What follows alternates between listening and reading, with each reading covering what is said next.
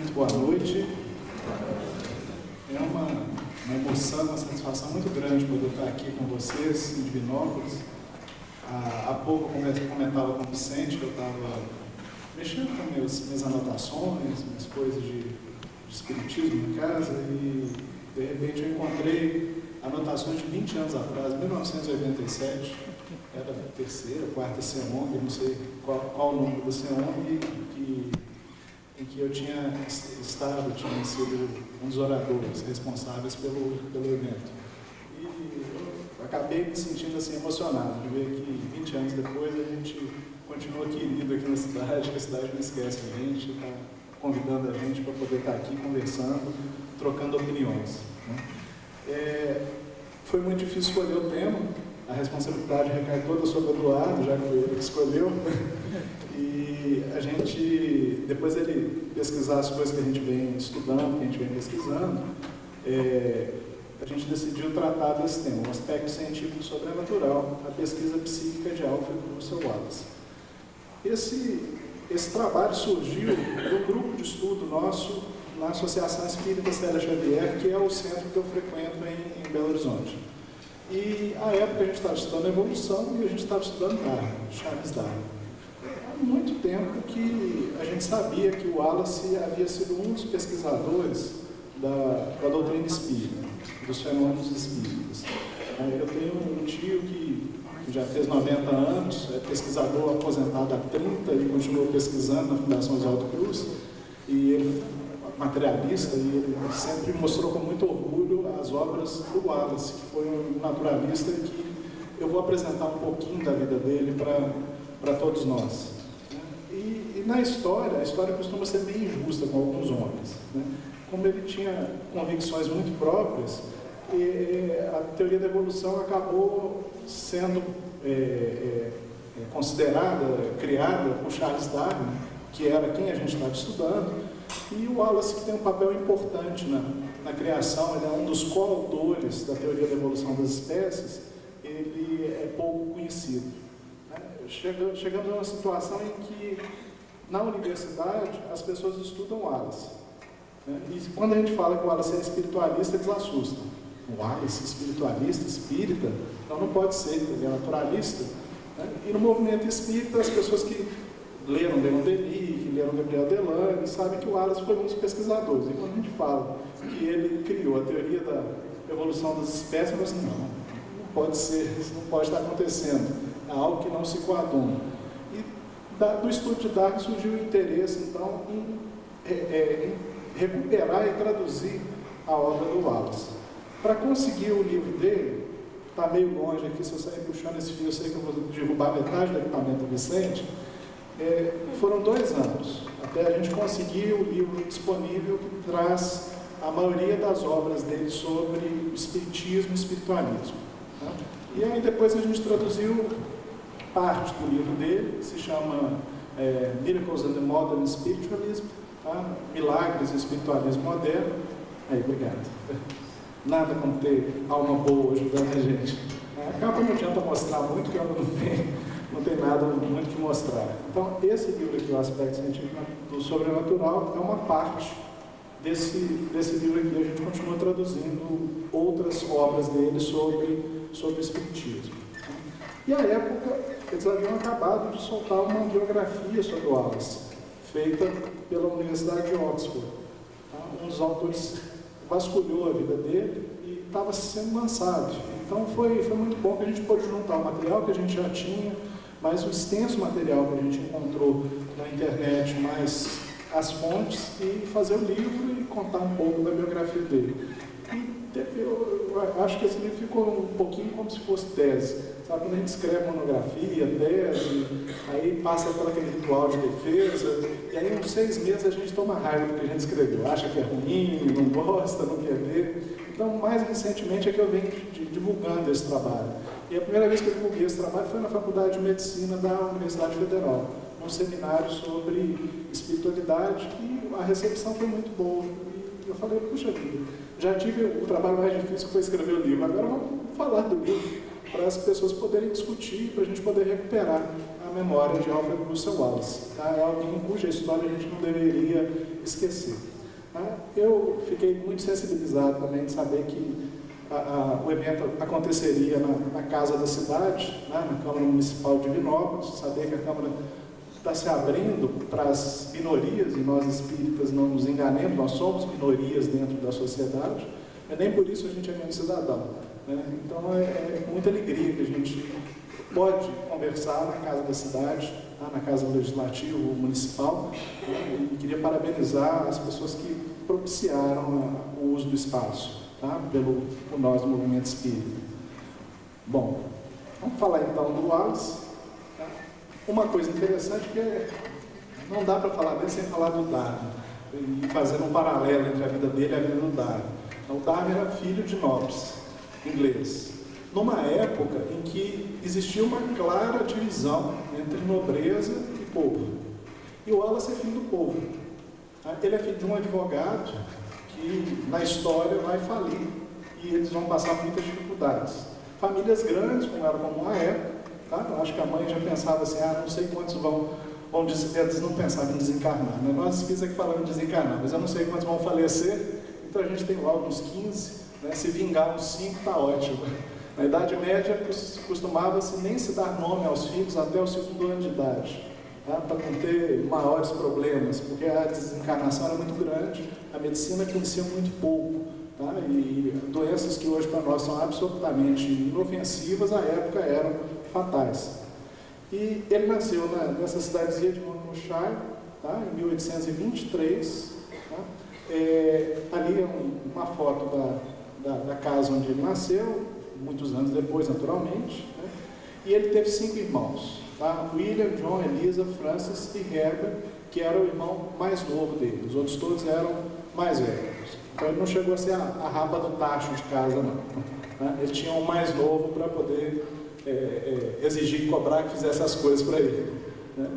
E o pai era um advogado que faliu, a família era conservadora, pertencia à Igreja da Inglaterra, vocês se recordam bem, a Igreja Anglicana é um catolicismo rompido com o catolicismo com a Igreja de Roma, tá? por um ato político, né? O rei Henrique VIII, ele decidiu que queria se divorciar e como o Papa não lhe concedeu o divórcio, ele se divorciou do Papa, divorciou a Igreja Inglesa da Igreja Romana, e então a Igreja Anglicana guarda muita proximidade quanto ao culto, quanto à crença do pensamento católico. Tá? Muita proximidade entre um e outro, apesar da separação política entre um e outro. Com o pai falido, eles se mudam para Londres. Em 1932, ele perde a irmã Elisa. Elisa desencarna com uma doença, daquelas doenças de estilo catapora, tá? que dá nas crianças e ela desencarna. Um escarlatina, né? E houve um surto de cólera na região em que eles moravam, lá na Inglaterra. Né? Ele então começa a trabalhar com o pai falido e 4 irmãos e a mãe. Todos eles começam a trabalhar cedo. E ele começa a trabalhar com o William como topógrafo. Tá? Todo mundo conhece a profissão de topógrafo. Na época, a profissão de topógrafo estava em alta na Inglaterra, porque a Inglaterra tinha votado a chamada lei dos enclosures, dos cercamentos. Então, até então, as terras pertenciam aos nobres, e os limites das terras eram algo assim meio consensual. E as pessoas que moravam nas terras, elas produziam e pagavam ao nobre parte da produção da terra. O parlamento inglês exigiu que as terras fossem cercadas. E com os cercamentos, então, cercar essa terra da família dos condes tais e tais, eles iam lá, cercavam a terra, e quem não era conde, ia para fora. Então, as cidades, elas se entupiram de gente, tá? que acabou sendo expulsa da terra. E o Wallace, desde a infância, viu tudo isso. Ele ia lá fazer a demarcação de terras e via essas coisas acontecendo na Inglaterra. E isso ele se sentia aborrecido com o que estava acontecendo com seus compatriotas. Tá? Ele frequentou o Hall of Science do Robert Allen. Robert Allen é outra pessoa interessante, que a gente conhece pouco. Tá? quase todos nós conhecemos Owen como socialista utópico, tá? Quem andou frequentando os bancos de universidade, mas Owen, ele fez então uma série de coisas e num determinado ponto da vida dele ele se torna espírita. Ele foi convencido por uma médium dos fenômenos espíritas. Antes, ele sempre foi uma pessoa com preocupações humanitaristas. Então, uma das coisas que ele fez, não existia ensino gratuito, igual a gente tem, ensino bancado pelo Estado na Inglaterra, não existia nada disso na época, é criar esse Hall of Science, que era um espaço em que jovens trabalhadores como Wallace trabalhavam durante o dia, de noite iam lá tomar chá, coisa bem inglesa, estudar e ouvir conferências. E lá ele pôde estudar, e lá ele pôde conhecer a doutrina de Robert Owen, que influenciou bastante o pensamento de Alfred Russel Wallace. Depois ele mudou-se para a cidade de Nive, estudou nesse Instituto de Mecânica de Nive. Em 1943 morre Thomas Wallace, que é o pai, a família passa por mais necessidades ainda, e ele vai ser professor de mapas no Collegiate School of Manchester, ganhando pouquinho. Tá? Então vocês já começam a ver que topógrafo, ele já aprende a desenhar mapas, tá? E nas excursões que ele vai fazer por diversos lugares, inclusive no Brasil, ele próprio desenha muitos dos animais, porque ele vai se tornar botânico naturalista. Em 1845, William, que é o irmão mais velho, falece. E aí então ele começa a se interessar pelas ciências naturais, cria um herbário. Ele parece que não era bom professor, não tinha vocação para poder ensinar, né? Os alunos deviam reclamar muito dele. É daquele tipo que o pessoal diria assim, sabe muito, mas não sabe explicar. Né? E ele leu Malthus, leu Humboldt, e Humboldt é um autor que fala das viagens em outros lugares do mundo, é um autor aventureiro. E ele começou então a pensar na possibilidade de conhecer a natureza em outros lugares do mundo. E um lugar que ele ficou bastante interessado é um tal de Brasil, não sei se vocês já ouviram falar nesse país. Ele voltou a Nietzsche para cuidar dos negócios do irmão, traz os irmãos e a mãe para morar com ele, tornou-se curador do instituto onde ele estudou, da faculdade onde ele estudou, e viajou uma vez para a França, onde ele viu museus, livrarias e o jardim botânico francês. E aí ele viu a coleçãozinha dele de animais, por exemplo, tá? Empalhados da Inglaterra, e viu o jardim botânico francês e disse, puxa vida, a gente não tem nada igual, nada parecido. Seria importante a gente desenvolver uma coleção grande. Isso então foi mobilizando o Wallace para visitar o Brasil, para vir ao Brasil. Ele veio ao Brasil coletar espécimes. Tá? Se fosse hoje, ele seria atacado pelo Greenpeace, considerado ecotraficante, né? Faz tráfico de animais e de coisas da natureza do Brasil para a Inglaterra. Mas basicamente ele fez isso. Ele foi para a Amazônia, né, e fez uma coleta enorme de plantas, insetos, aves e outros animais. Ele desembarcou primeiro na cidade de Salinópolis, depois foi para Belém do Pará, Manaus e foi para o Rio Negro. Para vocês terem uma noção do trabalho dele, a primeira remessa que ele mandou para a Inglaterra tinha 1.300 animais e plantas. Naturalmente, isso ia ser vendido para o museu inglês. E ele fazia a excursão como forma também de ganhar recursos para poder ele sobreviver e manter a família. Né? Em 1851, o irmão mais novo que veio com ele ao Brasil, Herbert, ele morre de febre amarela em Belém. E o Wallace não estava com ele. O Wallace tinha subido o Rio Negro. Quando ele volta, ele já tem a notícia da desencarnação do Herbert. E ele manda o corpo do irmão para casa. Ele adoece, ele pega a febre amarela, mas ele se recupera, ele tem uma constituição melhor que o irmão.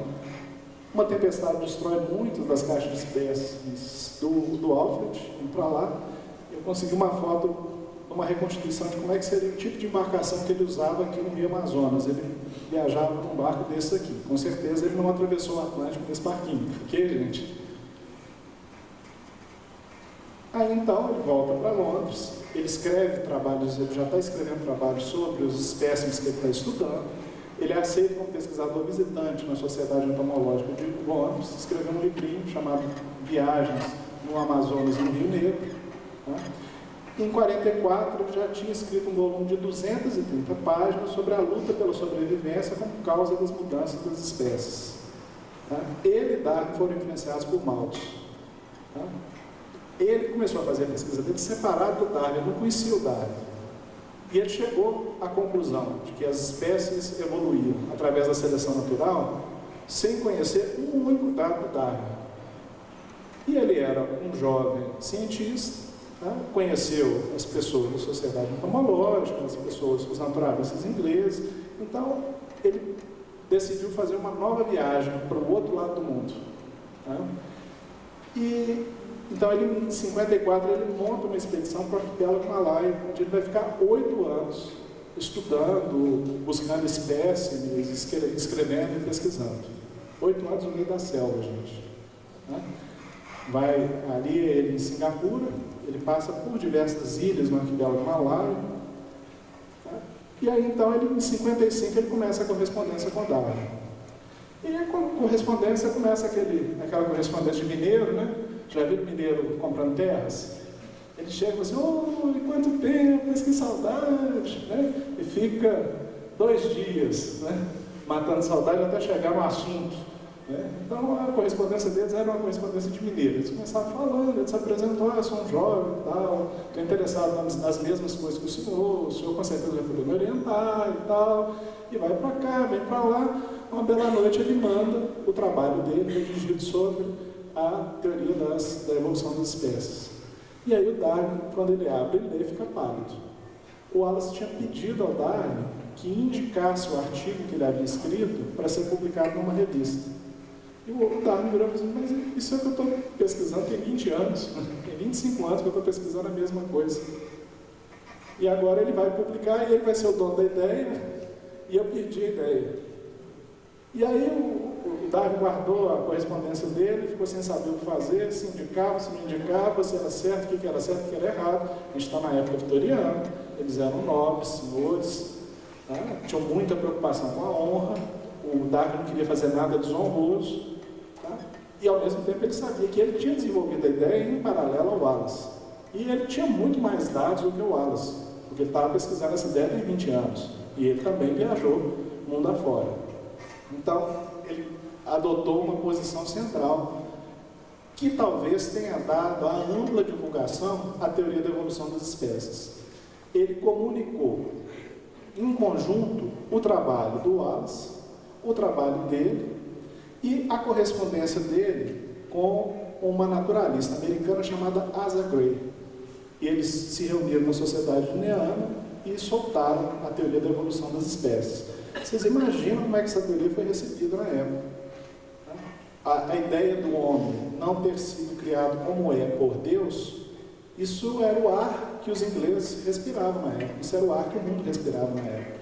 Pensar que o corpo humano pudesse ter sido originado de transformações de corpos animais era inaceitável para a maioria das pessoas. Era pior, era um ato de heresia. Ainda era visto como um ato de heresia. Por isso é que Darwin ficava com tanto medo de soltar as ideias. Tá? E o Wallace mais jovem, né? Os jovens precisam ter menos medo, talvez porque tenham menos tirocínio das consequências do que vai acontecer. Tá? O Wallace foi e acabou desencadeando a teoria da evolução das espécies, que foi uma revolução no mundo científico. O pensamento desses homens alterou outras áreas de conhecimento muito diferentes da área deles. Tá? Foi realmente um evento, tá, do século XIX, a teoria da evolução das espécies. Então eles apresentaram um trabalho, está lá o nome do trabalho do Wallace, que é isso aqui, sobre a tendência das variedades de se afastar indefinidamente do tipo original. Podem ficar tranquilos, eu não vou aplicar a prova no final da palestra, ninguém precisa decorar a palestra o título do trabalho do Wallace. Tá? E em 59, Darwin criou coragem e publicou A Origem das Espécies, que é um dos seus livros mais famosos. Bom, o que isso tem a ver com o espiritismo? Calma, vamos chegar lá. Durante a vida dele, o Wallace fez mais de 750 publicações. Os livros mais famosos dele são esses aqui, Darwinismo, do qual eu vou falar um pouquinho, o Arquipélago Malaio, a Distribuição Geográfica dos Animais, a Vida Insular, a Natureza dos Trópicos e Outros Ensaios, Contribuições à Teoria da Seleção Natural. Eu não vou listar os 750 aqui, não faz o mínimo sentido. Quando eu terminasse de falar o último, tá? Quem não estivesse roncando na sala, por educação, naturalmente, né? A gente não conseguiria, mas esses livros a gente ainda consegue ter acesso a eles nos dias de hoje. Ele volta à Inglaterra. Quando ele volta à Inglaterra do arquipélago Malaio, aí ele é aceito na maioria das sociedades. Na Sociedade Zoológica, na União dos Ornitólogos Britânica, na Sociedade Linneana, né, de Linneu, e na Sociedade Britânica para o Avanço da Ciência. Então, ele se torna um cientista reconhecido pelos seus pares, como cientista. Isso é muito importante, porque é a partir daí que ele vai querer estudar o espiritualismo. Tá? Em 72, ele vira presidente da Entomological Society. Deixa eu voltar aqui. Vamos ver se esse negócio funciona, hein? Funciona? Funciona. Funciona. Então, aqui tem eu já estou começando a fazer as coisas todas erradas aqui. Clica fora. Vou apertar aqui mesmo. Isso. Ele está me perseguindo, tá vendo? Eu não quero deixar mostrar para vocês. O outro, então... Próximo. Então tá bom, obrigado. Então, um dos mapas, por exemplo, onde ele mostra a distribuição geográfica dos animais, traça a linha de Wallace, tem uma série de coisas importantes aqui nesse slide que eu não vou entrar no mérito. Aí vamos ao que nos interessa. Como é que esse homem, que é naturalista, e como a maioria dos naturalistas, né, eles vêm de uma tradição alemã de querer acreditar que a única coisa que existe é a matéria, que a única coisa sobre a qual se pode ter conhecimento é aquilo que a gente vê com os 5 sentidos, como é que esse homem pode se interessar e estudar cientificamente as ideias espiritualistas que eram muito mal vistas pela comunidade científica na época? Eram consideradas indignas de serem pesquisadas pela comunidade inglesa. Bom, então, começa na juventude dele. Vocês lembram que ele era professor, que ele estava lá dando aula de mapas? Então, na escola que ele estava, vai um conferencista chamado Spencer Hall, e Spencer Hall começa a falar sobre mesmerismo. Já ouviram falar de mesmerismo, de Mesmer? Não? Alguns sim, outros não. Quem está no movimento espírita que aplica passes, por exemplo, já deve ter ouvido falar de Mesmer, porque ele é que é o autor da ideia dos passes magnéticos. Tá? E o que o Spencer Hall fez foi isso, foi aplicar passes, e na aplicação de passes, ele levava alguns dos colegas do Wallace a estado de transe. O Wallace começou a achar aquele negócio interessante, tá? E depois que o Spencer Hall foi embora, resolveu ver se aquele negócio funcionava e começou a aplicar passes em alguns dos rapazes de 16, 17 anos, e alguns deles entravam em estado de transe profundo. E ele falava, gozado, esse negócio funciona, esse negócio existe. E altera o estado de consciência das pessoas. É alguma força que eu não sei explicar o que é. A partir daí a cabeça dele já abriu para poder conceber que aquilo que ele não via diretamente podia gerar efeitos naquilo que ele via. Ok? Ele começou a fazer experimentos e ele aplicava passes e alguns colegas entravam em transe, outros entravam num estado semelhante ao estado de coma, tá? Que na literatura espírita vocês vão encontrar alguns autores, tá? Falando da letargia e da catalepsia, vocês vão encontrar isso na obra de Kardec. É um estado que hoje o médico falaria assim, um estado de coma. Ele começou então a dar sugestões pós-hipnóticas. Ele sabia que algumas pessoas não se recordavam depois da hipnose da situação em que elas estavam, que elas haviam estado, e dizia assim, olha, você, depois que terminar o transe, você vai sentir sede e vai querer beber água, estranhamente. E a pessoa levantava, saía do transe, e ela estranhamente queria beber água, e não sabia explicar por quê. As pessoas perguntavam, por que você quer beber água? Você bebeu água agora, tem 5 minutos. Ele, não, eu sinto uma necessidade, eu estou sentindo uma compulsão para fazer isso, ele não sabia explicar o evento que desencadeou o desejo dele por beber água. Ele conseguia levar as pessoas a estados de anestesia e a estados de confusão. Estilo assim, ele a hipnotizava, e aplicando passos, e na hipnose ele falava assim, quando você acordar, você vai estar no Amazonas. Então você acordava, você estava em Londres, mas acreditando que estava no Amazonas. E ficava confuso. Mas eu estou no Amazonas, como é que eu posso estar aqui se eu estou no Amazonas? Você guardava a convicção daquilo que ele sugeria para você. Então os fenômenos hipnóticos e magnéticos eram conhecidos pelo Wallace como da maioria das pessoas que estudaram o espiritismo. Eles não eram desconhecidos. Ele, quando viajou, ele continuou fazendo observações. Então aqui no Amazonas mesmo, ele e o Herbert levavam alguns curumins ao transe. Curumim, filho de índio, de índio amazônico, brasileiro. E os curumins ficavam apavorados com ele. O que ele fazia com a cabeça deles que os deixava em transe.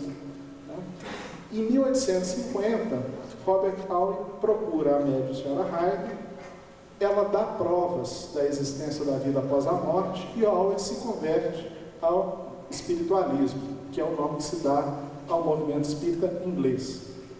Os espiritualistas, em inglês, norte-americano, todos espiritualistas, espiritualismo, espiritualista. É curioso, eu tive professores na faculdade que conhecem Hall, eu tive professores que fizeram tese sobre o trabalho de Robert Hall. E um deles, os mais desbocados, ele fala assim, não, Hall fez um trabalho brilhante, ele antecipou a administração não sei quantos anos e tal, até que ficou louco. Aí eu já entendi o que era ficar louco. Tornou-se espírita. E para ele hoje, era algo assim inaceitável pensar que um homem do quilate intelectual de Robert Hall pudesse tornar-se espírita. É preferível ele acreditar que Hall se tornou louco. Ele não se tornou louco. Ele enxergou uma série de fenômenos comuns para nós espíritas, e viu que essa ideia de pensar que existe, que as pessoas continuam vivas após a morte e que em algumas circunstâncias são capazes de se comunicar com a gente, não é nenhum absurdo, não é nenhuma invenção, não é nenhum mito. É uma realidade que, se for bem estudado, a gente aprende a conviver com essa realidade. Não é curioso esse preconceito que a academia tem quanto ao pensamento espírita? E isso com certeza marcou o Wallace. Eu já havia falado da importância do Wallace. Então aqui eu tirei uma frase dele, vocês me permitem ler, que ele fala como é que ele entrou nessa história de estudar o espiritismo. Quando voltei do exterior em 1862, li sobre o espiritualismo, a irmã dele, a Fanny, havia se tornado espiritualista, e como a maioria das pessoas, achei que fosse tudo uma fraude, ilusão, estupidez, a formação dele. Ele é naturalista. Você vai defender ideias espiritualistas? Não, esse negócio de espírito é invenção, é a ideia dele. Encontrei pessoas aparentemente inteligentes e sadias que me asseguravam que haviam experimentado coisas maravilhosas. Fiquei convencido que os fenômenos associados à senhora Marshall eram perfeitamente genuínos, mas levei 3 anos de investigações subsequentes para certificar de que eles eram produzidos por espíritos. Então o homem resolveu usar os métodos da pesquisa natural que ele tinha para observar a comunicação dos espíritos, ficou impressionado com a senhora Marshall, e eu vou mostrar algumas das coisas que ele viu com a senhora Marshall, mas ficou pesquisando esse livro aqui, que foi o primeiro que ele sobrenatural. Então, era uma médium espiritualista, que cobrasse pela mediunidade, fazia com que os médiuns suspeitem. Ou que são os médiuns, foi tal. O FBI, estou mudando de enviava a gente. E tinha uma sessão, por exemplo, e perguntava para o médico, quanto é? Não. Dá aqui 10 libras. Se o médium aceitasse, a suspeição pelo fato a dinheiro. Daí a gente vê, já combatia a unidade paga para as fraudes, uma série de problemas que eu teria que enfrentar saltozinho. Então, e passando pelo que o Espírito queria dizer. Uma pergunta sobre um parente morto. Quando o Wallace foi, eu sou Alfredo Guzmoso, natural, com a Fêmea, irmã dele, não era como, não deu notícias. Nenhum que pudesse identificar e fraudasse. Então, alguém pediu o nome, e ela começou a encontrar ali, Y, o pessoal falou assim, não, isso aí não tem a ver com nada. E o outro estava fazendo, falou assim, não, deixa. E aí, deu o nome, chamava Henry Jeff, qualquer tipo, de trás para frente. Ela não tinha consciência do valor. Ela foi recebendo. Tá? Isso rodou o Wallace, porque eles diziam assim, como é que essas são coisas? Eu sou um tá? Você quer, tá? Só aqui para minha história. Não. Então eu vou soltando as coisas. Então, porque eu estou acertando. Ela faz alguma reação emocional. E aí, as coisas, a partir da reação psicológica, elas colocam no livro dele. Nesse caso aqui, a senhora marca resultados, reações da família, se nem que ela deve escrever no nome certo. Né? Ele se comunica. Espírito da família desse senhor, e tal e tudo mais. Então, onde que você desencarna? Nessa época eu já tinha pedido. Né? Aí, breve, parar. É um negócio complicado. Absolutamente desculpa. Manaus está escrito até hoje. Manaus. O nome da cidade, da Belém, está escrito errado. Eles conheciam um pouco a América do Sul. A América do Sul é uma que conhece um pouco a África. Conta nos dedos as pessoas que sabem da África, falam de países que a gente desconhece mesmo. Então o Espírito chega e fala assim, cara, não parar foi aqui, foi o resto. Então ele pergunta para a médica, e ela vai e fala assim, não, tá? Do febre amarela. Ele pergunta para a médica, então quem estava com ele quando ele... E aí o Espírito fala que era com ele na hora da desencarnação. Aquilo ali mexeu com qualquer um de nós, não é isso? Seria bastante. A situação que chega é do nome do filho de um amigo da médica, e que não é médico, e a mãe do filho do amigo. Vocês veem que é João, José, tá? Nome, detalhes da... Mas ainda assim, porque as sessões eram feitas na caixa. Ele queria num ambiente controlado. Descobriram a senhorita Nicole. A senhora Gu, depois casou, Nicole trabalhava e era médium. Então ele começou a fazer sessões, ele separou o ambiente para poder, eu vou poder olhar, eu vou poder acompanhar devido à atenção. Então, é médium. Então, vou citar alguns livros para nós espíritos. Tá? História, conhecemos as pesquisas espíritas, depois nos surpreende. Isso é Albeiros em pé. Tá? Ele soube numa mesa grande e junto a essa mesa. Então havia sessões, e havia sessões que aconteciam como físicos. Mesa grande, tem um dia que eles estão lá, na mesa grande, todo mundo está na mesa grande, levanta-se no ar, mesa grande. Há um espírito que tira a mesa, levanta, sai de lá, e aí ela começa a mexer, chambando, sapateando, tá no chão. A mesa grande, coluna central, tá? Levantar de 15 a 30 centímetros. E aí ele é pesquisado. Esse negócio aí, esteja enfiando o pé, a mesa subia 30 centímetros para diminuir, para parar o chão, ficar. E aí a gente enfiando o pé por debaixo da mesa. A gente podia criar uma nova, né, levantamento de mesa com que, né, acho que nem ia dar 30 centímetros. Né? E eu vou fazer uma coisa diferente. Com as toalhas grandes caindo quase no chão, não enxergavam o pé da mesa, horas, né, com aquelas saias roladas. Tá? Preparo com seda, folha de papel de seda, ao redor do pé da mesa. Eu falei assim, se alguém for enfiar a seda. Aí ele desceu, ele falou, beleza para vocês. Ele levantou, estava lá intacto. A seda não foi muito boa. Esse negócio não vai dar certo. Anteparo de lona. Um anteparo que impediu ao pé da coluna. Se isso via de cima, mesmo. Então, essa foi, controlou, vistoriada antes. E aí, depois disso, começou a divulgar o espiritual. Então, o livro aqui, o aspecto científico, foi em 66, a edição dele foi péssima. O que ele faz aqui nesse livro? A maioria dos autores, resumo das obras, eu conhecia Kardec, autores da língua inglesa, pesquisadores dos Estados Unidos, alguns da fala dos fenômenos, faz uma síntese, e eu fiquei bem preocupado. Você lê o Wallace, ele não teve contato, semelhança do que entendendo aqui. Porque o pensamento é tão grande, a mesma coisa, mas é tão espantosa, como é que culturas diferentes, países vai ter produzido semelhante do ponto de vista aí. Né? E no final, os eventos que ele colocou, a recepção dos colegas dele era digno de ser pesquisado. Então eles não quiseram nem ler o livro, estou te dando de graça, ler. Não quero. Você é eu pegar essa era a mentalidade da época dele. Então começaram a surgir pessoas. Surgiu o William Crookes. Ele está com o avanço da ciência. O engenheiro que assentou um submarino ligando aos Estados Unidos. A proeza de engenharia. E esse engenheiro estuda. Então, as comunicações nas AS, BPC e as pessoas começaram, ele estava protegendo, estava tentando difundir o espiritualista. Isso lutando com a dificuldade no início da vida dele, ele não ficou rico. Ele casou-se, lutava com a dificuldade, escrevia trabalho científico para poder se manter. a boa vida que no Brasil, por exemplo, está pelo menos o leite no nosso salário, recebia por produção. Conferências que ele fazia, ele vai sendo mal visto para se fazer conferência, então ele colocava em risco a ação dele, não, ele colocava as crianças dele em casa. Então, o trabalho dele. Então, ele discute com o príncipe dos céticos, um dos textos, que é um ensaio acerca do entendimento, uma professora que doutorou o livro de presente, achou, eu passei para ela pela internet, e falou assim, nossa, mas o Wallace realmente desmonta coisas do Rio, que a doutora em Rio, para ele. Da produção de Wallace. Ele escreve Defesa, uma revista que pede a ele para escrever artigos defendendo o espírito. Tá? Em 76 obras dele, eu solto para vocês que é um milagre de tá? Naturalmente, ele acredita que os chamados por seres crais, os espíritos. Ele começa materializações, ele com a materialização da mãe dele, eles chamam Slade para dar as peças. Esse caso é interessante. Slade, quem já leu história, né, vai lembrar, era um médico.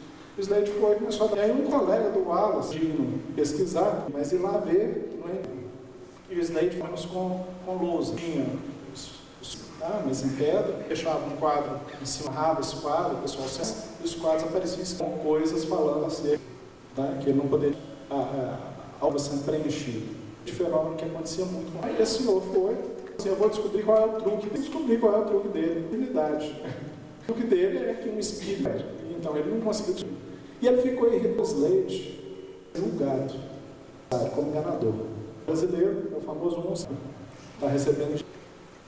Mas classificou o Slade para si, suporte ao advogado de direito, para mostrar que a verdade era coisa séria que o fenômeno. Então ele defendeu o Henry Slade. E assim, o sistema jurídico na época era isso. Eles queriam pegar o meio. Sabe em que eles enquadraram? Eles não puderam provar que ele tinha como de... Eles enquadraram ele na lei de 100 anos antes, feita para as pessoas delas trabalhar necessariamente e formar mão de obra falida. E aí então, o Henry Slade saiu e foi parar, recebido por Bezerra de Menezes, no Rio de Brasil, logo depois. A história está toda, e a gente não conhece, dos meios acadêmicos. O que aconteceu foi que ele, depois de já ter 100, 500 trabalhos, que os colegas, para a pensão, porque ele já estava velho, e a produção que ele tinha, e ele queria poder... E aí, esse autor aqui, que tem da biografia, mostra que estudar para algumas pessoas. Então, os que nós vamos indicar um espírito. O caráter, ele é espiritual, preconceito. Indicar um espiritualista para a rainha. Até que o Wallace escreveu e submeteu para essa pessoa que tinha escrito a carta. Ele então fez algumas sugestões, você acatou as sugestões, e ele falou, escreveu, ele tinha catado, ele tinha feito as sugestões para melhora do livro. Ele não pode ser desonesto. Então eles resolveram indicar uma pensãozinha michuru, igual o salário mínimo brasileiro, tá? De alguns anos, mas recebeu para manter a vida dele. Depois veio as viagens, em 80, aos Estados Unidos. Ele visitava as conferências, falava sobre a redução das espécies e dualistas. James, que é um dos fundadores de pesquisa psíquica, James havia estudado em Londres, muito conhecido na história dele, ele é muito conhecido, pouca gente estudou. Eu ia dar uma disciplina uma vez sobre um livro dele, um religioso, psicólogo, para fazer uma abordagem religiosa. Diversos cursos interessantes. Eu tinha 100 alunos dentro de William James. Hoje conhece muito pouco de grandes conhecidos William James. Então ele, os médicos, viu alguns fenômenos. E em 1900 encarna, ele volta a uma curiosa que ele tem. O Darwin, que é materialista, eu estou as visões de homem dele, serão, eu só tenho um pedacinho, parênteses intensos, ele foi, não fui eu não, que existem inteligências não humanas no sentido de não, tá? Inteligência que é nada de um cérebro físico. E, portanto, o mundo espiritual não é, para mim, uma crença, o tipo de posição que coloca, ninguém duvidasse do que é que ele está hesitasse sobre isso. Mas baseado em exaustivo e tal conhecimento sobre a origem e a natureza. E o ano que vem, o que ia acontecer com a sociedade? Dizia assim, olha, focada no conhecimento realista, é um fundamento moral. Lógico, ele será consensual, lógico, mas será necessário. Bom, da pesquisa do trabalho de um panorama que a gente tem agora, se a gente pudesse, pode ser? Estão apavorados, não? A comissão estiver apavorada, sobre o Wallace, a gente podia pensar sobre o tema da noite.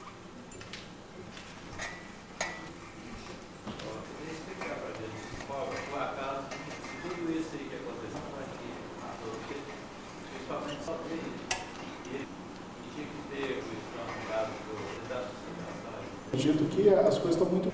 Eles estão observando tecnologia que foi descoberta, que não poderia ter vindo antes, desenvolvido, como eles utilizavam na época, outro método positivo para espirituais.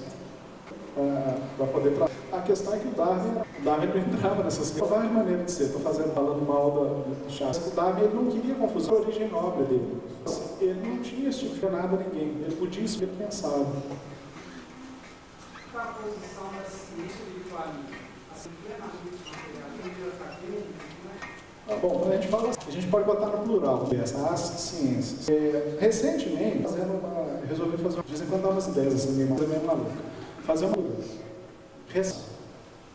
ciência hardcore, o que a medicina está dizendo sobre o espantado.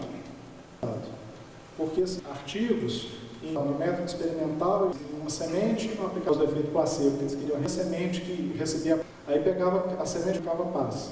Aí do que a semente que não, do que a outra que foi bem cuidada. Aí eles começaram a cortar os, fazer pizza. E num grupo de ratos não aplicar passe. Lá que os ratos, eles têm ao passe, que eles se aplicando passe neles. A ação dos ratos que eram maiores. O sistema público de saúde vai fazer uma pesquisa. Será que o passe será dividido dos pacientes? Beleza? O paciente que quis tomar passe, o que não quis, não tomou, junta aquela quantidade de pessoas estudadas porque eles têm dinheiro. E no final eles mostram que conseguiu curar a do paciente, o paciente está com câncer. Ele não. Mas de remédios, uma série de coisas que acompanham e que diminuem o passe. Então, a posição assim, olha, eu não sei o que é isso. Estou mostrando aqui que está. A academia nossa é muito materialista. Há anos ainda para a gente poder... Um dos culpados de Heine usar o método experimental na pesquisa. Então, eu vou crente que os fenômenos existem nas pessoas comuns.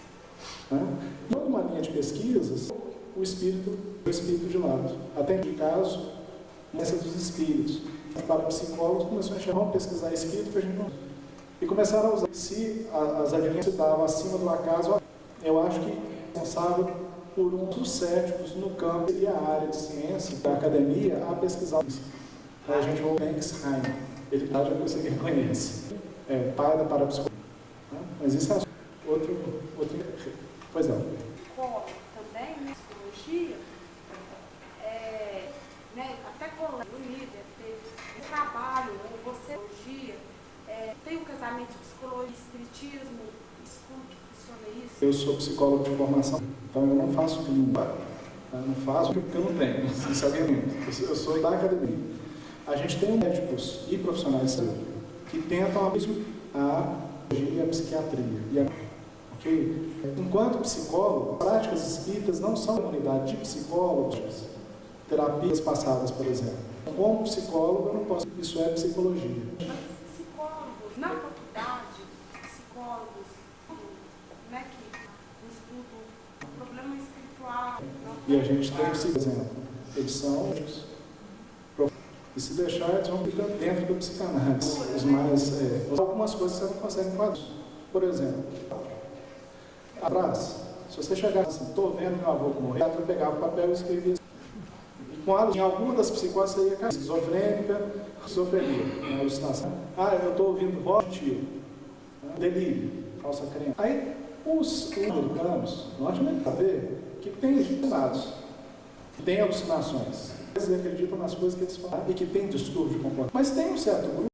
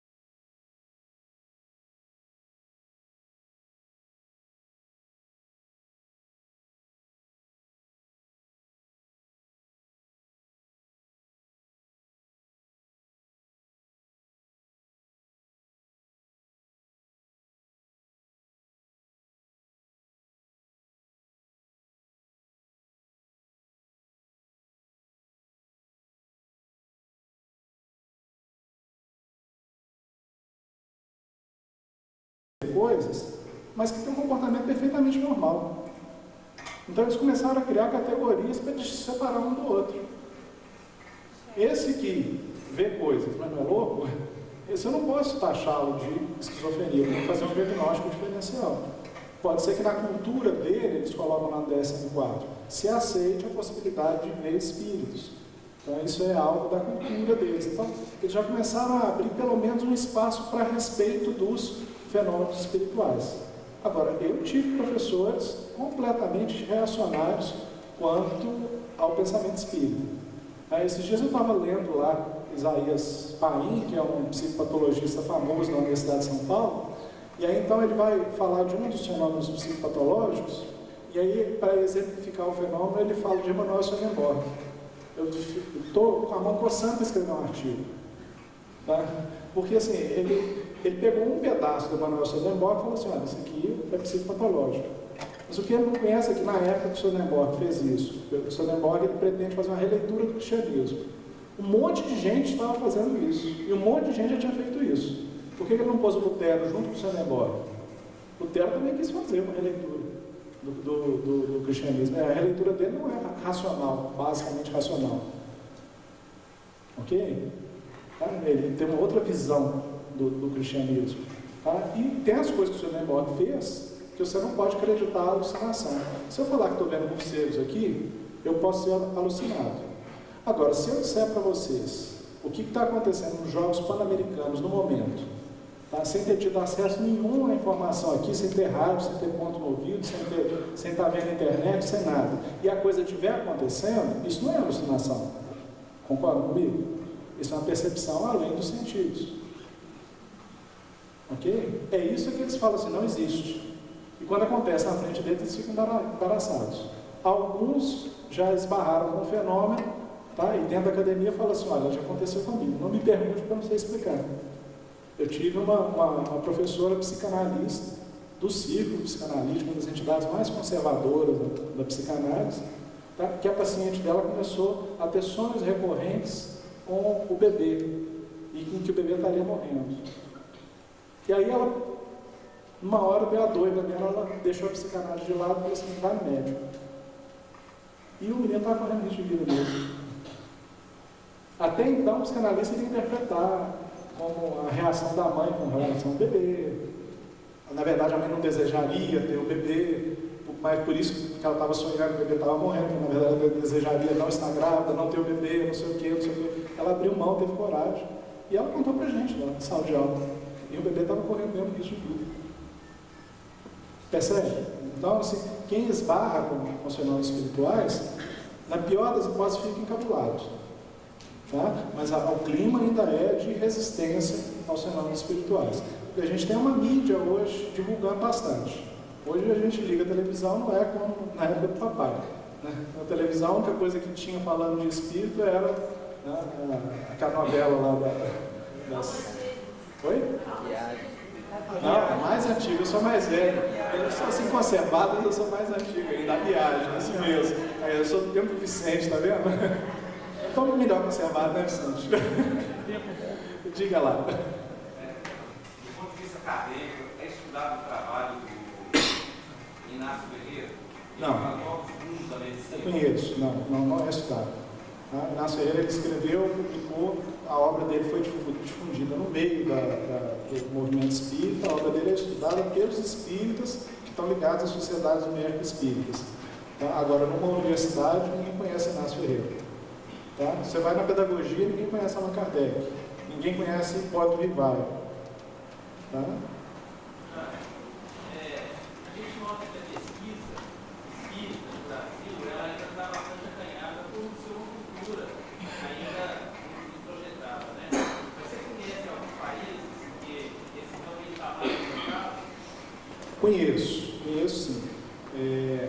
A gente pode dizer que o movimento espírita veio para o Brasil, e o Brasil é um país que conhece a universidade tem no máximo 50 anos. A gente tem verba para pesquisar, é algo recente, é algo de 40 anos para cá. A CNPq é algo que foi criado muito recentemente. Então, as pessoas que moravam no Brasil, elas tinham como visão e como referência institucional as instituições religiosas. Daí o caráter religioso do espiritismo ter se desenvolvido e ter bem se desenvolvido no Brasil.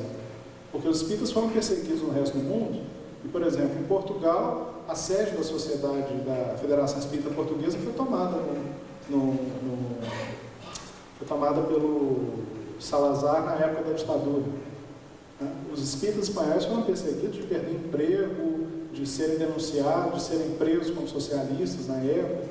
Então, houve uma perseguição aos espíritas na Europa, e às 10 espíritas. Mas algumas instituições, como a Society for Psychical Research, ela tem 100 e tantos anos de pesquisa, e ela, até hoje, os expoentes da Sociedade de Pesquisa Psíquica relatam as pesquisas com médiuns que eles fizeram. Tem uma coleção da editora Pensamento chamada 100 anos de pesquisa psíquica, que um livro é sobre assombrações, o outro livro foi uma conferência sobre a vida após a morte. Então, há autores que pesquisam esse tipo de coisas separados ao redor do mundo. Okay? E aqui no Brasil, como nós espíritos agora somos uma quantidade maior, e o espiritismo é um movimento que incentiva as pessoas a estudar, essas pessoas estão indo para a universidade. Então, hoje a gente tem mais acesso à universidade. Então, já existe até um movimento aqui dentro de acadêmicos espíritas de tentar se articular. Eu fui convidado para uma reunião no interior de São Paulo agora, em setembro, para traçar linhas, para tentar articular pesquisas. Então, essas instituições vêm surgindo, essas coisas estão surgindo. Nós estamos vendo essas coisas nascerem. E estamos vendo o espiritismo ser exportado. O espiritismo ser levado de volta para os países da Europa. O que levou um antropólogo francês a dizer que o espiritismo é uma doutrina itinerante. Ele nasce na França, vem para o Brasil, depois volta para o resto do mundo, uma doutrina itinerante, do professor Lapantini. Eu queria fazer uma pergunta. Faz alto. Você não observa no movimento espírita que, às vezes, esse mesmo problema que a gente teve aí e tem até hoje, dos acadêmicos ou do meio científico, de excluir um pouco o fenômeno, acontece também de modo interno dentro do movimento espírita? Olha, depende do que a gente chama de movimento espírita. De uma forma geral, todos nós fomos criados espíritas, muito influenciados por um pensamento que é até originário de Kardec. E Kardec diz assim, olha, o que tinha que ser feito de pesquisa já foi feito, agora nós chegamos na fase da aplicação. E que as obras subsidiárias, elas reproduziram esse pensamento. Então, de uma forma geral, quase todos nós temos uma mentalidade que diz assim, fenômeno é um negócio menor dentro do espiritismo. E na época que o espiritismo estava aqui no Brasil, nascendo no Brasil, eu não tiro muito a razão de ser isso, não. Isso foi até uma decisão política do Bezerra de Menezes dentro da Federação Espírita Brasileira. Porque na época as pessoas discutiam mais, brigavam mais do que chegavam a conclusões e produziam trabalhos, não tinham formação científica, montavam os grupos, faziam os fenômenos, relatavam de qualquer jeito, ficavam discutindo, criando palavras, e aquilo ali não andava. Que o movimento espírita brasileiro fez uma opção histórica pelo desenvolvimento do aspecto moral, do aspecto social, e isso é que fez o movimento espírita brasileiro ser a potência que ele é hoje. Eu li artigos de autores argentinos dizendo assim, olha, o espiritismo na Europa está morrendo porque eles cortaram os vínculos que eles tinham com a sociedade. Eles se tornaram elitistas e tal. Eu li bastante os trabalhos das sociedades, depois já no Kardec, no século XX, na Europa, e o que eles estavam querendo fazer. E para ter interlocução com a academia, eles abriram mão das ideias espíritas. Não sei se você se lembra do episódio em que a revista espírita de Kardec vinha sendo editada regularmente, um dos diretores da sociedade que detinha o direito à publicação da revista espírita, resolveu mudar o nome para Renetre 2000, Renascer 2000, porque ele queria ter uma interlocução com a academia. Ele acabou não tendo interlocução com a academia e perdendo a ideia de espiritismo do movimento. Tá certo? Então, eu acho que hoje, os espíritas que estão frequentando as academias, eles estão mais atentos. Porque no debate acadêmico, dentro da academia, as pessoas querem evidências. Na medicina hoje, o que é moda, a medicina baseada em evidências, pois a gente precisa começar a pensar no espiritismo baseado em evidências. E acho que isso é importante, porque isso vai trazer uma veia crítica ao movimento espírita. Eu não sei se vocês já leram um livro chamado Por Detrás do Véu de Isis. Não? Do mesmo que escreveu As Vidas de Chico Xavier. Tá? É um livro muito, muito instigante, porque ele pega grandes médiuns da atualidade, ele vai estudar os médiuns da atualidade, como estudaram Chico Xavier, e ele não consegue encontrar os resultados dos fenômenos que encontrou-se com Chico Xavier. E ele mostra o desapontamento de uma mãe que vai querer procurar o filho, o médium sempre fala assim, me conte tudo sobre seu filho. E na mensagem não tem nada além daquilo que ela já narrou para ele. É um livro importante para nós, o movimento espírita, lermos e meditarmos sobre isso. É claro? Então eu acredito que a gente está diante de um desafio. Tá? Não do desafio de transformar o centro espírita num centro de pesquisa, não é isso. Tá? Mas diante do desafio de, no espaço acadêmico, tá? A gente fazer pesquisa. E eu falo numa cidade que eu posso falar isso tranquilo. Né? Eu acompanhei o trabalho do Vicente há anos, batalhando lá com o CEP, tentando mexer com o efeito Killian. Na época o efeito Killian também foi perseguido.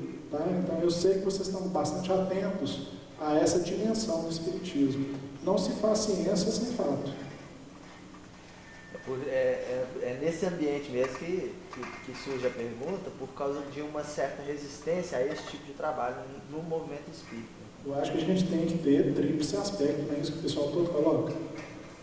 Não é ciência, filosofia e religião? Então não vem a ciência para diminuir a religião, para diminuir a filosofia, não. Vem a ciência para dar fundamento à fé da religião. Vem a ciência para dar substância àquilo que a gente afirma, àquilo que a gente fala. Então, se é tríplice aspecto, são 3 formas diferentes de trabalhar o conhecimento. Você não acha que seria mais importante ser mais divulgado o espiritismo? Porque no catolicismo, por exemplo, quando se fala em espiritismo, eles já se julgam como macumbaria, outras coisas. Eu acho que teria que ter assim, mais uma divulgação mais ampla para que o pessoal entendesse o que é realmente o espiritismo. Eu acho que essa é uma luta nossa de muitos anos, né? Esse é um ponto que o movimento espírita tomou. O movimento espírita pode não ter ido à televisão, por exemplo, para falar o que é o espiritismo. Né? Mas vocês me convidaram para ir num programa de rádio que funciona aqui há 25 anos, que é ouvido, segundo o Vicente me falou, pela dona de casa que está lá lavando roupa, que está lá fazendo as coisas de casa, suas tarefas, seus haveres e fazeres. Eu vejo os centros espíritas aqui, nessa região mesmo, foram confraternizações e confraternizações tentando levar o espiritismo não só para os espíritos, mas para a sociedade como um todo. Então, o que a gente tem ainda é uma certa cultura do brasileiro, uma certa desconfiança com relação ao espiritismo. Você não ensina algo para o aluno que não quer aprender. Eu posso dar uma aula excepcional. Se tiver um aluno na segunda fileira achando que eu sou um perfeito idiota, ele não vai entender nada do que eu estou ensinando. E depois, se tentar repetir, ele vai falar bobagem. Eu falo isso com mais de 20 anos de cátedra. Então, a gente tem isso. Sim. Mas esse é um trabalho que o movimento espírita vem tentando fazer. Tá? Mas sem infraestrutura, sem recurso financeiro. Tá certo? E tentando fazer de uma forma ética, de uma forma racional. Tá? Não é todo mundo que está disposto a isso. Tem muita gente. A gente está vivendo uma época em que as pessoas querem viver a vida. Eu tenho recebido comunicações na nossa reunião mediúnica alertando a gente para isso. As pessoas estão querendo cada vez mais morar numa sociedade de consumo. Ela quer comprar o carro do ano. Não interessa se o carro dela já atende, ela quer ter um outro que mostra que ela tem um poder aquisitivo diferenciado. Ela tem a televisão de 29 polegadas, ela quer a televisão de cristal líquido, depois quer a televisão de plasma, depois quer...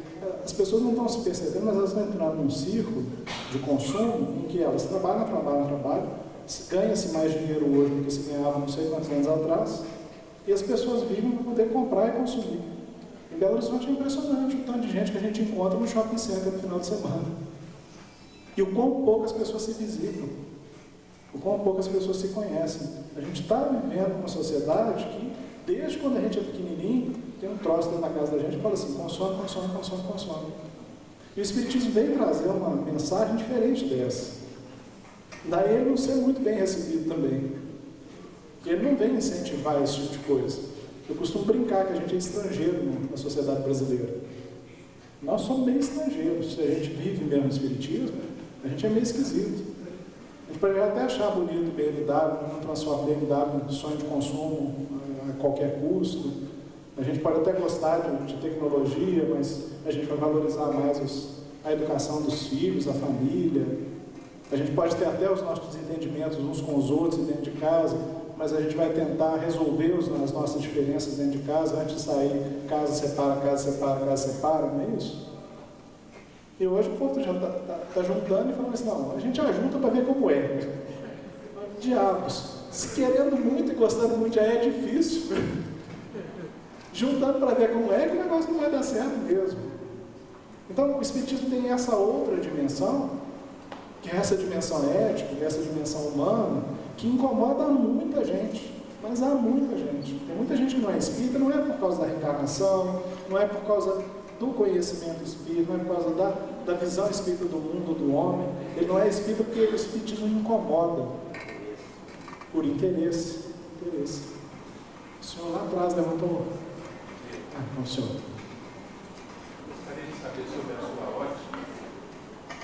Na classificação dos livros médicos que Kardec faz sobre os espíritas, e ele coloca lá com clareza os experimentadores, os espíritas, a primeira classe, aqueles que o são sem o saberem, e até os espíritas exaltados, aqueles que pegam o conhecimento aqui e já se acham em condições de estar ajudando as pessoas. E isso acontece normalmente no movimento espírita. Sim. A união de cientistas e religiosos, porque não é ciência e religião, e sim cientistas e religiosos, acontece no próprio movimento espírita. Não haveria, na sua ótica, uma necessidade de procura de meio termo? O experimentador tem todo o direito de ser, mas respeitando o outro que ainda não consegue ser. Então, sim, veja. Vivenciar, como eles falam, difundir a doutrina espírita. O melhor meio de difundir é estar espírita. Na leitura que eu faço dessa parte de Kardec, eu conheço bem essa parte. Quando Kardec fala em espírita experimentador, tá? Ele qualifica aquele espírita que só experimenta. E ele coloca lá, para ser considerado espírita experimentador, ele é um espírita que não tem dimensão, não divisa as consequências filosóficas do espiritismo e as consequências morais, nenhuma nem outra. Isso é que é o espírita experimentador. Ele não quer dizer, quando ele fala em cristão espírita ou espírita cristão, que é a outra categoria que ele coloca, que esse cristão espírita, que ele não passe pela fase da experimentação, porque ele não pesquisa. Pelo contrário, se a gente pega o que é o espiritismo, quando Kardec está falando, ele fala assim, olha, o espiritismo é uma ciência. E como toda ciência, a pessoa tem que começar estudando do beabá. Não basta a pessoa ir ver alguns fenômenos acontecerem. Ela tem que se assenhorar do conhecimento espírita primeiro, para depois compreender que fenômenos são aqueles, como eles acontecem. Mas em momento nenhum Kardec disse, parem de experimentar, parem de fazer pesquisa. Isso não é, na leitura que eu faço da obra de Kardec, isso não é uma posição kardeciana. O que ele nos convida é ir além do resultado da pesquisa. Façamos a pesquisa, mas tenhamos noção do que significa a gente dizer, olha, eu vou viver depois que esse corpo morrer. Eu vou continuar vivo. As coisas que eu faço, elas têm impacto no futuro. Minha concepção de vida vai ter que mudar. Eu não posso fazer as coisas pensando assim, eu dou um tombo em 10, engano a 15, tá? Afinal de contas eu só tenho essa vida mesmo, eu vou viver essa vida mesmo. É isso que Kardec queria dizer quando ele falava em cristão espírita na minha leitura, com todo respeito à sua. Talvez não tenha me expressado bem. O que eu estou dizendo é que nós não temos que estar somente numa dessas posições. Eu acho que quando Kardec escreveu, ele defende que o cristão espírita seria a posição mais sensata. Isso. É essa posição que ele defende. Ao experimentador faltaria filosofia e religião, tá? Aos espíritas sem o saber, tá? Eles teriam uma vivência semelhante à nossa ética, à nossa moral, tá? Mas não conheceriam o espiritismo. O espírito exaltado é o credo, que é o que Kardec está deixando os cabelos cair lá por causa deles. São os que começam a acreditar em tudo que vem dos espíritos e acabam com isso fazendo uma divulgação errada do espiritismo para os outros. Camille Flammarion tem um capítulo fantástico sobre isso, chamado Os Credos, está no livro... me faltou o nome do livro, estou ficando velho, os cabelos vão caindo, os meus, e eu acho que com a queda de cabeça a memória também vai embora. O Desconhecido dos Problemas Psíquicos. Tá? Então, nesse capítulo dos Crédulos, ele conta, por exemplo, a história de um senhor que perdeu a esposa, que vai procurar uma médium. E aí, então, a médium chega e fala assim, eu estou vendo sua esposa. Olha, sua esposa está muito preocupada com o senhor está muito sozinho. O senhor está precisando de uma nova esposa. E ele era moedado, sabe?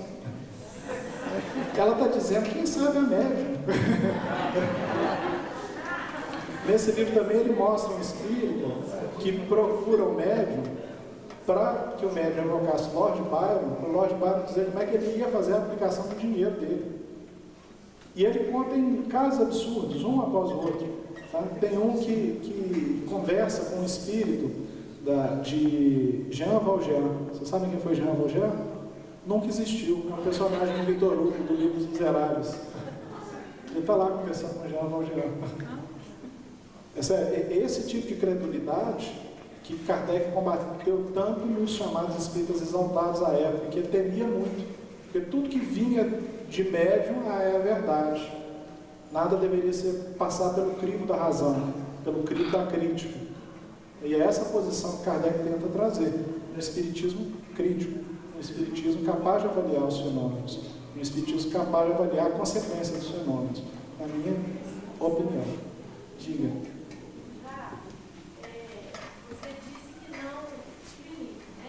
Mas, apesar de não criticar, eu queria te perguntar o seguinte, eu faço estágio no hospital psiquiátrico e às vezes eu faço psicologia de comportamento, aí às vezes o paciente está na sua frente, ele no relato dele, eu me pergunto às vezes se ele está alucinando ou se é um fenômeno espiritual.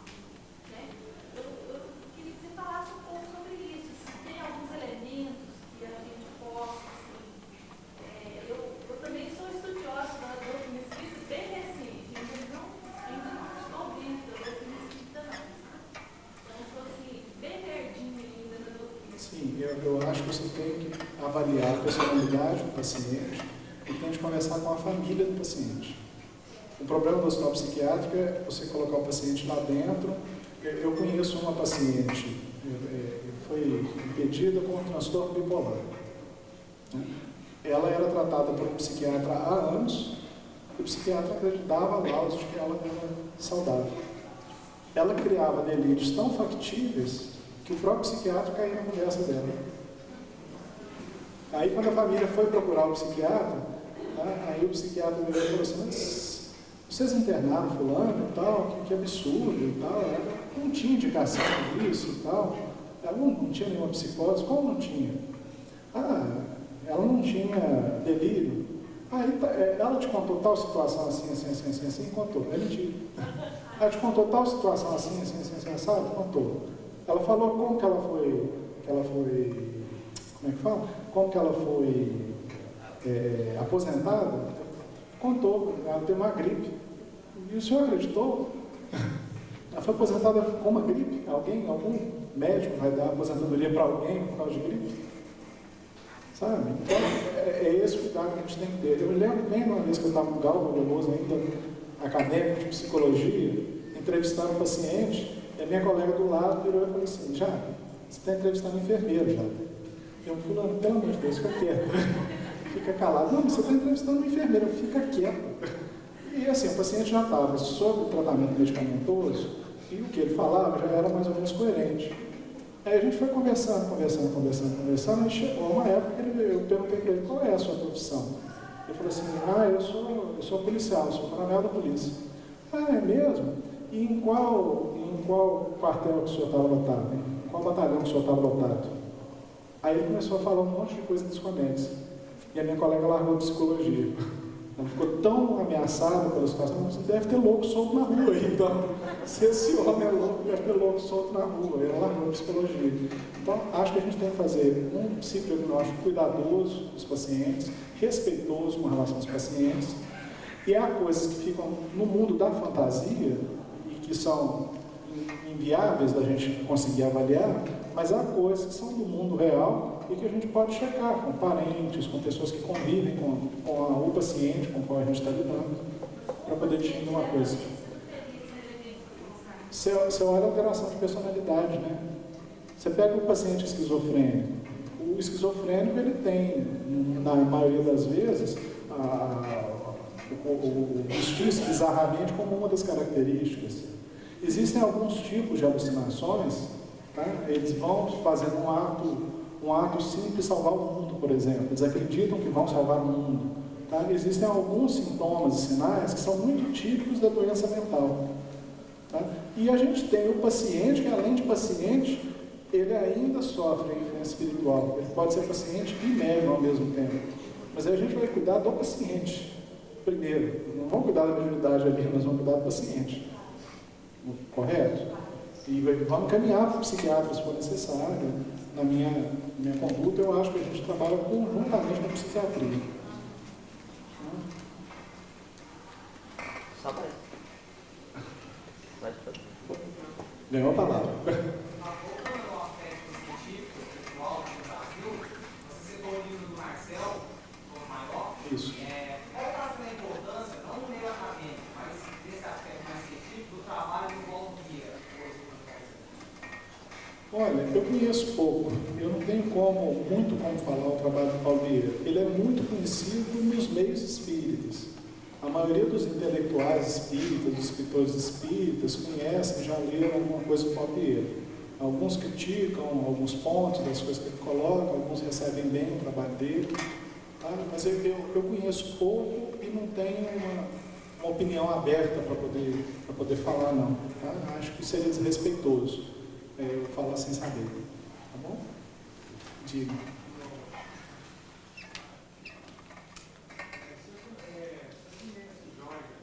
Conheço, pessoalmente. Enquanto eu estiver encarnado. Depois eu só conhecerei espiritualmente. Mas você acha que as obras dele, o que você diz dele? Acho que o Jorge Andréa é de uma geração de psiquiatras espíritas que, vamos dizer assim, pegou o touro à unha. Ele é da primeira geração de psiquiatras espíritas no Brasil que pesquisou não só o espiritismo, mas que tem um domínio de parapsicologia, que tem um domínio de filosofia, que tem um domínio de outras doutrinas espiritualistas e que começou a escrever sobre psiquiatria e espiritismo. Ok? É isso que eu penso dele. É um autor brilhante, é uma pessoa simpaticíssima, tem suas opiniões pessoais, escreve sobre uma psiquiatria de uma época. Tá? Algumas coisas dentro da psiquiatria modificaram da época que ele trabalhava para hoje. Hoje ele está aposentado, morando na base aérea lá no Rio de Janeiro. Mas é uma pessoa do meu maior respeito. Eu tenho o maior respeito pelo trabalho do Jorge Andréa, pelo fôlego do Jorge Andréa. Porque nós não precisamos de um trabalho, vocês vão achar incoerente, mas nós não precisamos de um trabalho totalmente verdadeiro. A gente precisa de um trabalho bem fundamentado, honesto, do qual a gente possa apontar o que concorda e o que não concorda, do qual a gente possa crescer a partir desse trabalho. E o trabalho dele fez o movimento de psiquiatria e espiritismo crescer, no Brasil inteiro. Então a gente tem que ser reconhecido a ele como fundador. Ok? Essa é a minha opinião. Então, oxalá eu tivesse metade do conhecimento que ele tem. Eu queria fazer uma pergunta sobre a relação que você vê atualmente desses movimentos, esses artigos que têm surgido sobre física quântica relacionado com espiritualismo. O que você vê disso ou se você não tem acompanhado? Eu tenho lido alguma coisa, mas eu não entendo nada. Eu não sou físico. Eu fiz um curso de eletrônica e olha lá. Eu sou técnico eletrônico abandonado e olha lá. Tá? Quem entende disso é o Alexandre, que agora está no Texas. tá? Que é um espírita que escreve um grupo de estudos avançados espíritas, no GEAR. E o Alexandre tem mostrado que dentro disso aí tem uma série de... A Rejane também lá da Áustria, a Rejane Planner da Áustria, tá? Que é física também, com doutorado na área de física. E eles escrevem que tem coisas que são opiniões de físicos. Tá? Alguns físicos emitiram, fizeram leitura própria, mas não é a física quântica aplicada aos fenômenos espirituais. São algumas opiniões de físicos que fizeram paralelos entre o pensamento físico e algumas doutrinas espiritualistas, religiosas, esotéricas e assim por diante. E o problema é que, como a gente não conhece, não é uma coisa que você conhece fácil, são anos para você começar a mexer. Eu tenho um amigo do Célio Xavier que ele formou em física, aí ele resolveu fazer um mestrado em física quântica. Aí foi lá procurar o orientador, eu queria fazer um mestrado em física quântica, o orientador falou, você tem muito que passar antes de vir fazer um mestrado em física quântica. Você tem que ainda conhecer muito mais coisas antes de estar pronto para poder fazer esse curso.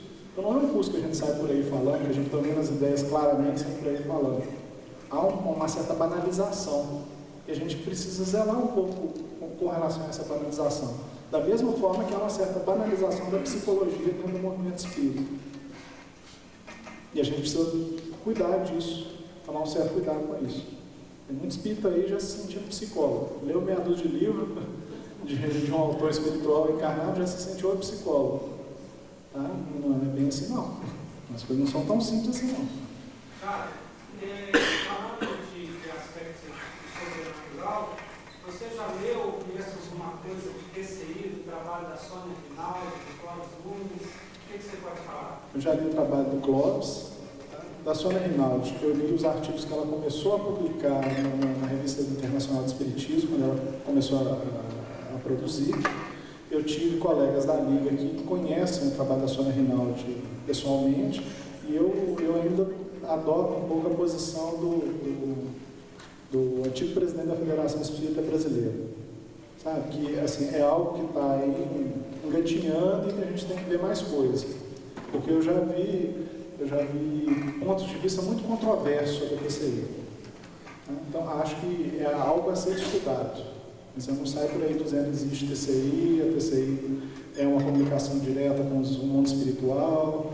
Ainda não sou capaz de sentir firmeza no pouco que li sobre o assunto. Li Peter Bender, li uma série de coisas, li uns 8 livros sobre o assunto. O Francisco Thyssen tinha essa posição. Tá? Podemos encerrar?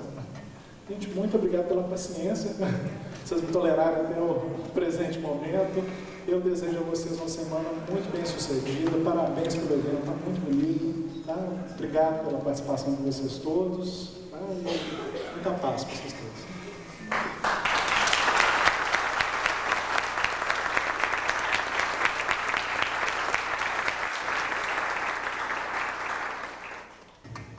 Novamente lhe agradecemos por ter nos possibilitado a oportunidade de estar aqui esta noite e poder nos conhecer um pouco